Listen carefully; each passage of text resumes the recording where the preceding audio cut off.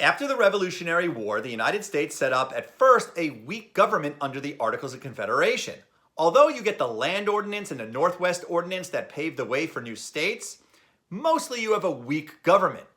Each state coined its own money. They couldn't control interstate commerce. There was no centralized court system, no efficient way to tax. And of course, there was no army, which meant that Shays' Rebellion got out of control. After Shays' Rebellion, that's when people started saying, you know what, we probably need a stronger government.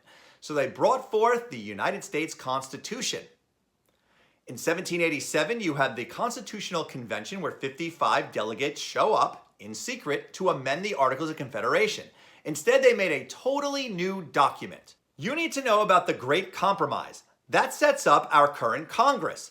The Virginia Plan was a plan based upon population determining how much representation everybody has. The New Jersey Plan was based on equality.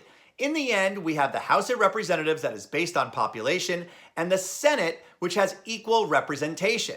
But what about slaves? How are they counted in terms of the population? The North wanted slaves to count for taxation. The South wanted them to count for representation. In the end, we got the 3/5 compromise, where every 5 slaves would be counted as 3 people. The Constitution was ratified in 1788 when 9 of the 13 states agreed upon it, and it goes into effect in 1789 when you have the first president of the United States, George Washington.